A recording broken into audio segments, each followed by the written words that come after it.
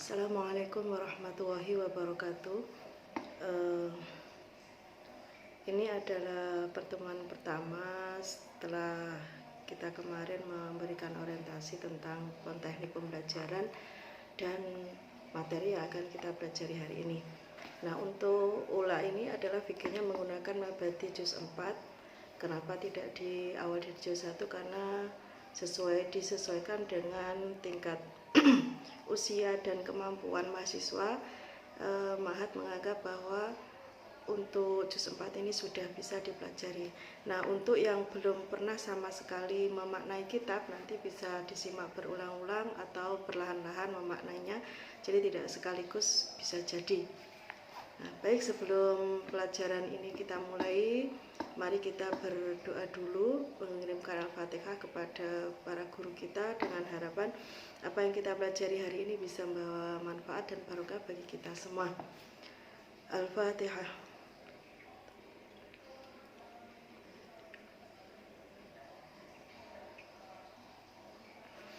Baik, untuk maknani ini memang mungkin dari mahasiswa yang bukan orang Jawa, mungkin bahasanya agak asing, tidak apa-apa, nanti belajar perlahan-lahan untuk belajar menulis huruf pegon Arab ini, pegon Jawa ini. Baik, silakan disimak baik-baik materi yang akan saya bacakan hari ini. Bismillahirrahmanirrahim. Kita awali dari muqaddimah dulu. Dari muqaddimah itu, sebelum masuk materi ada muqaddimah, kita baca dulu agar kita bisa mengetahui alasan dari pengarang kitab ini, kenapa mengarang kitab ini. Nah, seperti itu kita membaca muqaddimah dulu, atau istilahnya kalau di karya ilmiah itu kata pengantar, atau pembukaan gitu. Bismillahirrahmanirrahim. Alhamdulillahilladzi hadana lihadza wa ma kunna linahtadiya laula an hadanallah. Wassalatu wassalamu ala sayyidina Muhammad nuril hidayati wa ala alihi washabbihi nujumir rasyad. Alhamdu utawi sekabehe puji, iku lillahi kagungane Allah. Alhamdu utawi sekabehe puji iku lillahi kagungane Allah. Alladzi hadana kang nuduhake sapa Allah. Alladzi hadana kang nuduhake sapa Allah. Lihada maring karangan. Lihada maring iki karangan. Wa ma kunna lan ora ana sapa ingsun. Wa ma kunna lan ora ana sapa ingsun. Iku linah tadiya aweh pituduh ing ingsun. Iku linah tadiya aweh pituduh ing ingsun laula an hadana lamun ora nuduhake ing ingsun. Lamun ora nuduhake ing ingsun. Linah tadiya aweh pituduh ingsun laula an hadana lamun ora nuduhake ing ingsun sapa Allahu Allah. Wassalatu lan sholawat wassalamu lan salam iku ala sayyidina ing atase Gusti kita Muhammadin nyatane Nabi Muhammad. Iku ala sayyidina ing atase Gusti kita Muhammadin nyatane Nabi Muhammad. Nurul hidayati kang dadi cahayane pituduh. Nurul hidayati kang dadi cahayane pituduh. Wa ala alihi lan ing atase keluargane Nabi Muhammad. Wa ala alihi lan ing atase keluargane Nabi Muhammad wa sahbihi lan sahabate Nabi Muhammad. Nujumar rasyati pira-pira kang dadi lintange pituduh. Nujumar rasyati pira-pira kang dadi lintange pituduh. Wa ba'du fahadi terus ba'du lan iku ing dalam sawise maca bismillah sholawat salam bismillah alhamdulillah lan sholawat salam di atas tadi, alhamdulillahil akhirih itu tadi. Fahadi mangko utawi iki risalah iku durusun pira-pira pelajaran. Iku durusun pira-pira pelajaran fil fikhi ing dalam fikih ala madhabil Imam Syafi'i atase madhabe Imam Syafi'i radhiyallahu an. Takhayyartuha milih ingsun ing durus itu atasnya takhayyartuha milihake ingsun ing durus. Ingsun itu saya pengarang ya, maksudnya pengarang litalamidil madarisi maring pira-pira murid madrasah. maring pira-pira murid madrasah. Li talamidil madarisi maring pira-pira murid madrasah al ibtidaiyati kang bangsa kawitan. Jadi untuk permulaan, pelajar awal permulaan. Wa ja'altu halan dadekake ingsun ing durus, wa ja'altu halan dadekake ingsun ing durus, wa ja'altu halan dadekake ingsun ing durus fi arba'ati ajza'in ing dalam papat pira-pira juz. Jadi mabadi fikih ini ada 4 juz. Fi arba'ati ajza'in ing dalam papat pira-pira juz. Muraiyan halih kang ngreksa, fiha ing dalam durus, gharaizun nabitati ing pira-pira pertumbuhan akale bocah, wa muyulihim lan pira-pira condonge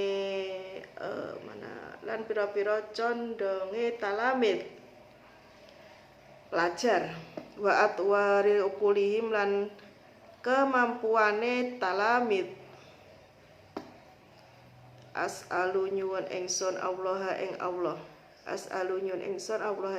ayu hakika ing yen to nyatakake sapa Allah, ma ing perkara aratu kang ngarepake ingsun, in uridu lamun ora ngarepake ingsun ilal islaha angin ing bagus, mastata'tu kang kuwasa ingsun, wa ma taufiqi lan ora ana pitulung pitulung ingsun minulungi, wa ma taufiqi lan ora ana kang nulungi ing ingsun iku illa billahi angin Allah. Alaihi tawakkaltu wa ilaihi, alaihi ngatasi Allah tawakkaltu pasrah ingsun, wa ilaihi lan maring Allah unibu bali ingsun. Jadi dalam khotimah ini pengarang kita menyatakan bahwa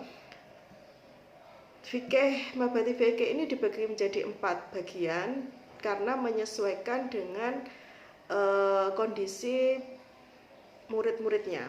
Jadi yang juz pertama untuk yang dasar sekali, kemudian naik tingkat sampai ke juz yang 4 ini. Juz 4 ini adalah tingkatan yang lebih tinggi tentu dari juz yang pertama, kedua, dan ketiga, menyesuaikan dengan perkembangan dari para murid-murid. Baik, sekarang kita masuk ke pembahasan dari mabadi fikih juz 4. Yang pertama, at-thaharatu utawi iki bab martelake sesuci, at-thaharatu utawi iki bab martelake sesuci. Al-ma'ut tahur, al-ma'u utawi banyu at-tahuru kang suci tur nyucikake. Al-ma'u utawi banyu at-tahuru kang suci tur nyucikake. Al-ma'u utawi banyu at-tahuru kang suci tur nyucikake. Huwa utawi ma'ut tahur, kasih tanda di atasnya biar nanti mudah. Huwa utawi ma'ut tahur, atasnya itu iku kuluma saben-saben banyu,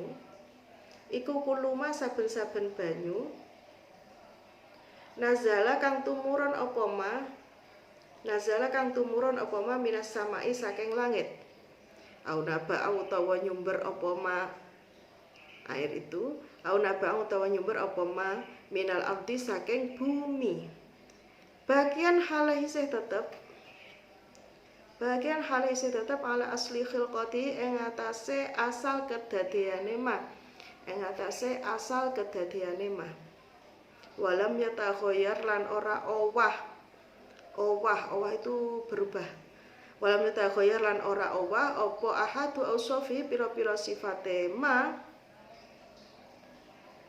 bima kelawan perkara, apa ahadu ausofi pira-pira sifate ma bima kelawan perkara salaba kang dedel apa ma, dedel itu yang merusak, salaba kang dedel apa ma tahuriyatihi ing kesuciane ma,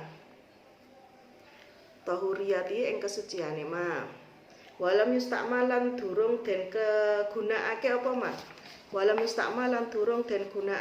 ma, li raf'i hadasin krana ngilangi hadas, li raf'i hadasin krana ngilangi hadas au izalati najasin utawa ngilangi najis, au izalati najasin utawa ngilangi najis. Liqouli ta'ala krana dawuh Allah ta'ala wa anzalna minas samaa'i ma'an tahura, wa anzalna nurunake ingsun, wa anzalna nurunake ingsun minas samaa'i saking langit, ma'an ing banyu, minas samaa'i saking langit, ma'an ing banyu tahuron kang suci.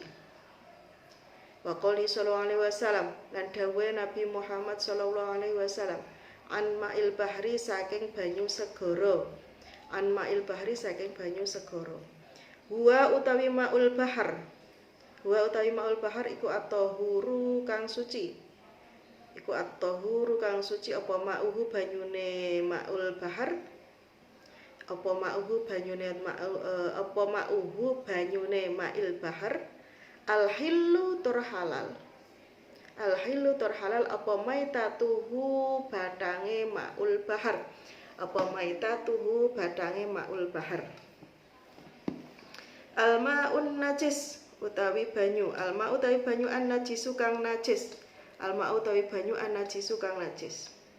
Huwa utawi ma'un najis, huwa utawi ma'un najis iku alladzi banyu waqa'at kang tumiba fihi ing dalem alladzi, huwa utawi ma'un najis iku alladzi banyu waqa'at kang tumiba fihi ing dalem alladzi apa najasatun najis. Wa kana lan ana apa alladzi iku dunal kulatene kurang rongkolah, iku dunal kulatene kurang rongkolah. Wa ilam yatakhayyar senajan ora owah apa sebentar apa alladzi, lam wa ilam yatakhayyar senajan ora owah apa alladzi. Au kana utawa ana apa alladzi, au kana utawa ana apa alladzi iku kulataini rongkolah, fatakhayyar mongko owah apa alladzi, fatakhayyar mongko owah apa alladzi. Liqouli sallallahu alaihi wasallam krana dawuh Nabi Muhammad sallallahu alaihi wasallam idza balaghal ma'u kullataini lam yahmil khabasa, idza balagha ing dalem nalikane tumeka, idza balagha ing dalem nalikane tumeka, idza balagha ing dalem nalikane tumeka apa al-ma'u banyu, idza balagha ing dalem nalikane tumeka apa al-ma'u banyu kullataini ing rongkolah, kullataini ing rongkolah, lam yahmil mongko ora bisa nanggung apa ma', lam yahmil mongko ora bisa nanggung apa ma' air al-khabasa ing najis, al-khabasa ing najis. Sedikit lagi, an-najasatul mughalladhatu, an-najasatu utawi pira-pira najis, al-mughalladhatu kang den abotake, al-mughalladhatu kang den abotake.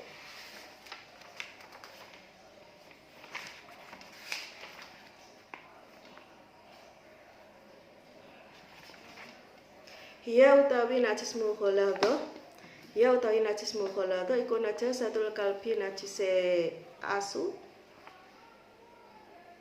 wal khinziri lan celeng, wa malan anak, wa malan anak tawalada kang metu, tawalada kang metu, wa malan anak tawalada kang metu minha saking kalbi wal khinzir, minhuma saking kalbi wal khinzir, minhuma saking kalbi wal khinzir, au min ahadihima utawa saking salah sijine kalbi wal khinzir, minhuma saking kalbi wal khinzir, au min ahadihima utawa saking salah sijine kalbi wal khinzir, ma'a hayawanin sartane hayawan akhara kang liya, ma'a hayawanin sartane hayawan akhara kang liya.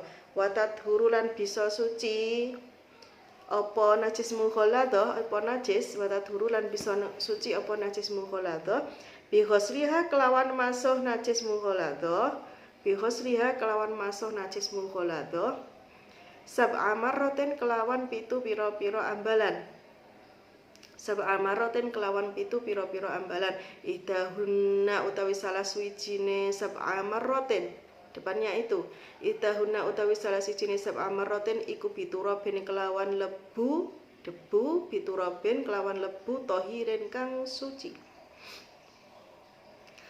tohiren kang suci likoli sallallahu alaihi wasallam krana dawuh Nabi Muhammad sallallahu alaihi wasallam tuhuru ina ahatikum idza walagha fil qalbu ila akhirih tuhuru ina ahatikum utawi sucine wadahe salah siji sira utawi sucine wadahe salah siji sira kabeh utawi sucine wadahe salah siji sira kabeh idza walagha ing dalem nalikane dilat menjilat ing dalam nalikane dilat fihi ing dalam ina apa alkalbu asu fihi ing dalam ina apa alkalbu asu iku aya gesilahu ing yen to masuh sapa ahad ing ina iku aya gesilahu ing yen to masuh sapa ahad ing ina sab'a marraten kelawan pitu pira-pira ambalan sab'a marratin kelawan pitu pira-pira ambalan ulahunna utawi kawitane sab'a marrat au ukhrahunna utawa akhire sab'a marrat ulahunna utawi kawitane sab'a marrat au ukhrahunna utawa akhire sab'a marrat iku biturabin kelawan lebu iku biturabin kelawan lebu.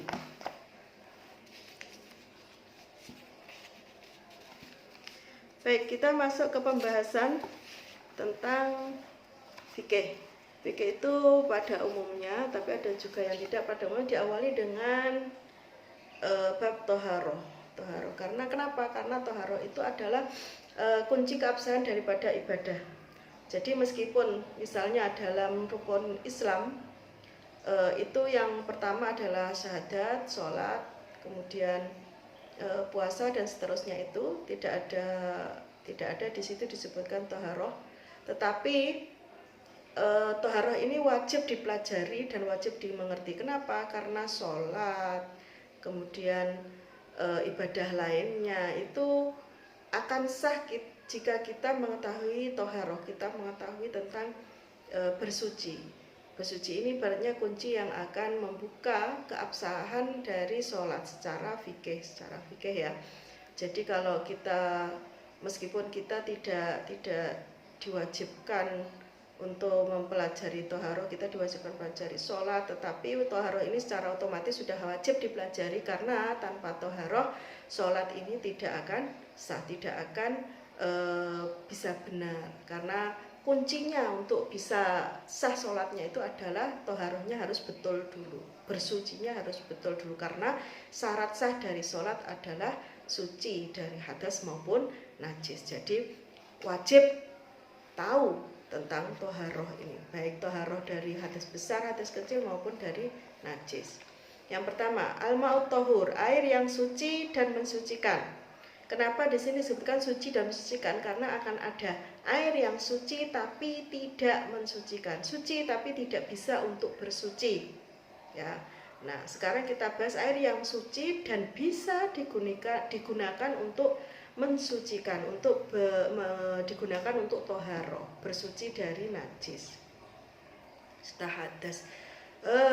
Apa sih yang disebut air suci dan mensucikan itu? Wa kullu ma nazzala minas sama'i aw naba'a minal ardi bagian ala khilqatihi wa lam yataghayyar ahaduma usafi bima salafat tahuriyatu wa lam yusta'mal li rafi' hadasin aw izalatin najas. Air suci dan mensucikan, ya ingat, dan mensucikan, yaitu air ya semua jenis air yang turun dari langit atau bersumber dari bumi. Karena air itu ada yang turun dari langit, ada yang keluar dari bumi, yang masih sesuai dengan keasliannya, masih belum berubah. Jadi masih asli ketika keluar dia berubah apa? Nah, itu dia masih belum berubah.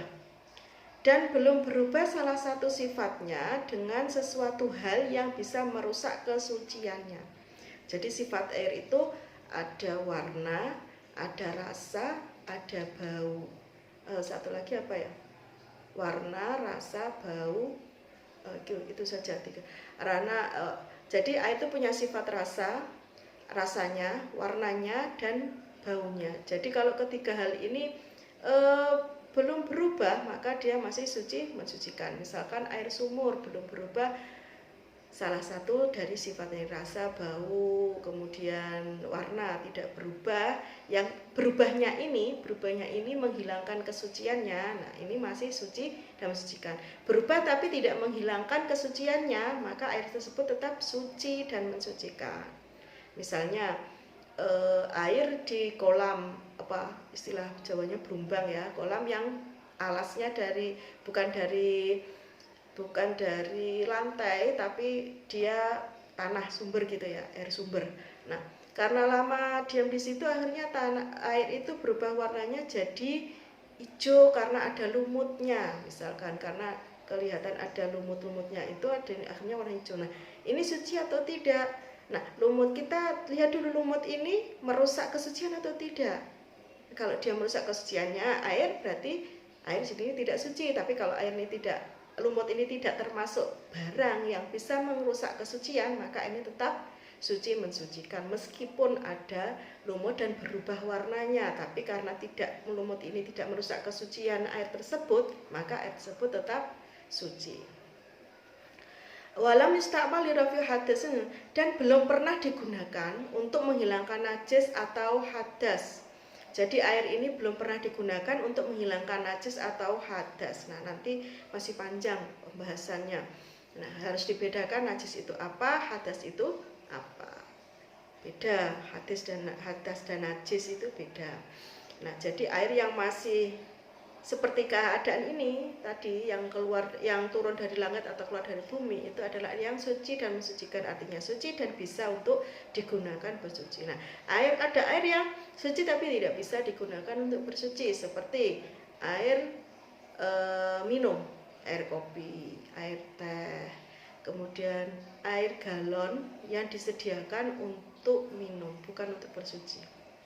Jadi kalau misalkan di suatu tempat ada air yang disediakan untuk diminum, misalnya galonnya diletakkan di tempat umum. Nah, air ini disediakan untuk minum, bukan untuk bersuci, maka tidak boleh digunakan untuk berwudu, tidak boleh digunakan bersuci, tidak boleh, karena dia disediakan untuk diminum, bukan untuk digunakan bersuci. Meskipun air ini suci mensucikan, tapi karena dia disediakan untuk minum, maka dia tidak boleh digunakan untuk bersuci. Kalaupun tidak ada air, maka harus tayamum, karena air ini disediakan untuk minum, bukan untuk bersuci, ya. Itu air yang suci tapi tidak bisa digunakan untuk bersuci. Dalilnya ini wa anzalna minas samai ma'an tahur. Jadi air yang turun dari langit itu suci mensucikan. Sama wudu pakai air hujan boleh. Mandi pakai air hujan boleh. Nah, karena air itu, selama air hujan itu belum berubah sifatnya, misalnya dia jatuh dari langit, kemudian dia jatuh di atas atap dulu. Nah, atapnya itu banyak najisnya. Nah, ini dia sudah berubah. Tapi kalau yang langsung turun dari langit, nah kita mandi di bawahnya itu boleh, karena itu air suci mensucikan dan belum berubah, serta belum digunakan untuk menghilangkan hadas atau najis. Oke, sekarang kita masuk ke ma'un najis. Tadi air yang suci mensucikan, sekarang kita masuk ke air yang najis. Walladzi waqal fi najasatan wa kana tunaqulataini wa illam yataghayyaru kana kulataini fataghayyar. Air najis yaitu air yang di dalamnya terdapat najis atau terjatuh najis ke dalamnya, dan air tersebut kurang dari 2 kolah, meskipun air tersebut tidak berubah. Jadi di sini ada 2 clue. Yang pertama, air kurang dari 2 kolah, dan air yang lebih dari 2 kolah. Nah, kalau air kurang dari 2 kolah kejatuhan najis atau di dalamnya ada najis, meskipun air ini tidak berubah sama sekali, dia tetap disebut air najis karena kurang dari 2 kolah. Tapi kalau air ini ada 2 kolah, lebih dari 2 kolah, maka ada definisi lagi. Jika najis yang masuk ini mampu merubah air ini, 2 kolah ini, maka air ini adalah najis. Tapi kalau air ini tidak berubah sifat-sifatnya, maka air ini tidak najis, meskipun di dalamnya ada najis, dengan syarat air ini lebih dari 2 kolah dan tidak berubah. Jadi seperti itu, ukuran 2 kolah silakan searching. Kalau kita konversikan ke sentimeter kubik ya, kira-kira, tapi sebaiknya dilebihkan, itu adalah 60 kubus yang sisinya Rusuknya itu panjangnya 60 cm. Nah, nanti kalau di volume itu, nah itu berapa volumenya silahkan dihitung. Jadi yang rusuknya 60 cm itu kubus, bentuk kubus. Bentuk kubus, rusuknya 60 cm, nanti volumenya kan tinggal 60 kan 60 dan 60 gitu kan. Nah, panjang kali tinggi kali lebar itu volumenya. Jadi 60 pangkat 3. Kira-kira seperti itu ya. Tapi sebaiknya dilebihkan, misalkan buat bak mandi ya dilebih besarkan, biar apa, jaga nih kalau nanti pas mandi, pas ini ada air najis yang nyiprat ke situ. Nah kalau lebih dari 2 kolah asalkan tidak berubah kan tidak berubah jadi najis. Nah kalau kurang dari 2 kolah kan otomatis meskipun air itu tidak berubah dia sudah najis, karena kalau di kamar mandi kan rentan dengan cipratan-cipratan najis, cipratan bekas mandi seperti itu. Baik, sekarang kita masuk ke najis, macam-macam najis. Tadi sudah air najis, sekarang kita masuk. Yang pertama kita bahas adalah najis mughalladh, najis yang paling berat. Najis yang paling berat. Ya najasatul kalbi wal khinzir wa ma tawallada minhuma aw min hadima wa hayyun akhara. Najis mughalladh ini adalah anjing dan babi. Jadi anjing itu tanpa dia tanpa ada sebab apapun dia sudah najis, jadi tidak boleh disentuh. Najis itu wujud ya, wujudnya anjing itu dia najis. Nah anjingnya najis, apalagi kotorannya gitu kan, lebih najisnya sama. Jadi yang najis mulat itu ada anjing dan babi, baik babi hutan atau babi yang dipelihara, itu najis. Nah ini kita bicara tentang bersuci. Kalau nanti kita bicara halal haram, itu berarti dia statusnya haram ya, haram karena diharamkan. Kalau di bab toharoh dia najis karena memang wujudnya najis, sudah dinas seperti itu, tidak perlu dipertanyakan kenapa kalau kambing nggak najis, kalau anjing kan najis, kenapa kucing nggak najis, anjing najis, padahal kan sama-sama lucunya. Nah seperti itu sudah dinas dalam Al-Quran. Jadi hal-hal seperti itu tidak perlu dipertanyakan atau diperdebatkan, karena suatu saat nanti akan diketahui sendiri kenapa najis, anjing ini dihukumi najis, kenapa babi ini dihukumi najis ataupun haram. Oke. Yang najis mughalladh adalah anjing dan babi, wa ma tawallada minhuma, dan anak yang keluar dari anjing atau babi. Jadi anjing anak-anaknya, keturunannya semuanya adalah najis. Babi dengan seluruh keturunannya adalah najis. Au min ahadihima ma hayawanin ukhra, atau anjing dan babi ini beserta hayawan lain. Misalnya ada anjing kawin dengan kambing, keluar bentuk kambing, maka kambing ini adalah najis. Meskipun dia berupa kambing, tapi karena dia anak dari salah orang tuanya atau indukannya salah satunya adalah kalbi wal khinzir, anjing atau babi, maka dia najis. Meskipun bersama dengan hayawan yang lain. Ini kalau fikih itu penuh dengan spekulasi seperti ini, penuh dengan misalnya, karena bisa saja seperti itu terjadi. Jadi kalau ada anjing atau babi kawin dengan binatang lain, meskipun binatang itu suci, anaknya tetap najis. Nah ini ada lagi, misalkan ada anjing atau babi kawin dengan manusia, kemudian anaknya bentuknya manusia. Nah ini dia najis enggak? Dia manusia, karena manusia itu tentu interaksinya sosial akan beda dengan hayawan. Nah jika yang keluar itu manusia, maka dia tidak najis.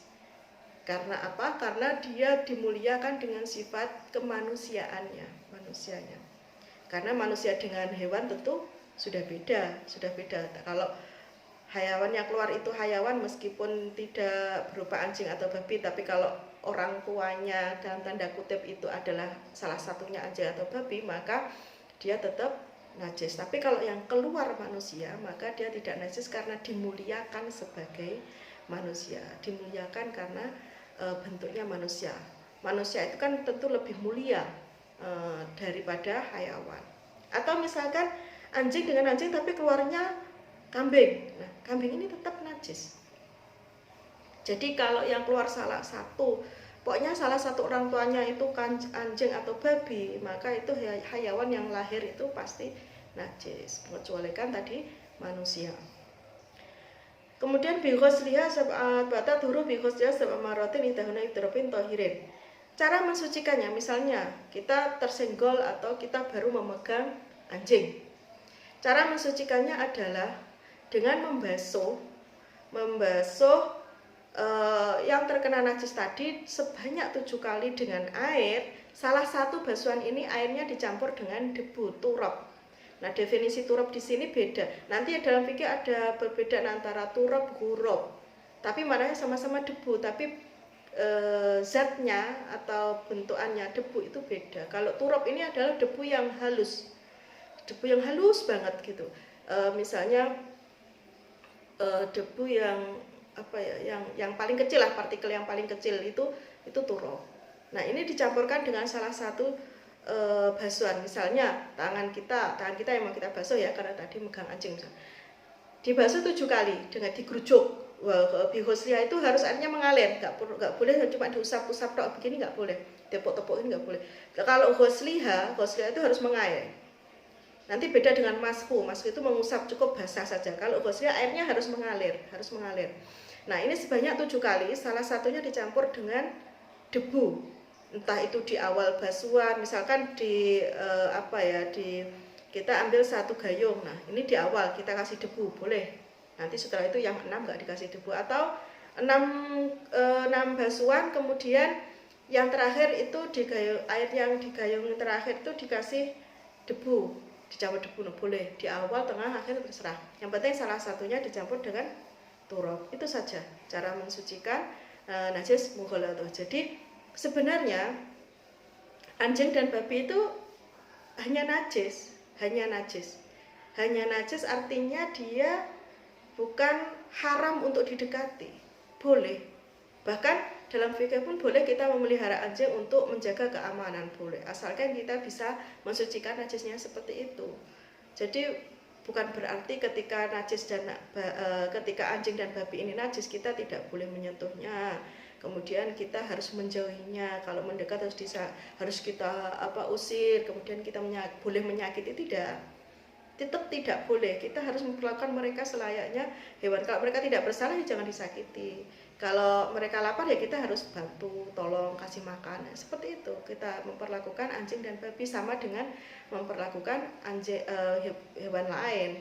Hanya ketika kita bersentuhan dengan mereka kita harus bersuci. Jadi tidak masalah, misalkan zaman biasa megang-megang kucing karena lucu, ada anjing lucu sama megang-megang boleh, asalkan setelah itu bersuci sesuai dengan ketentuan najis mughalladhah, boleh.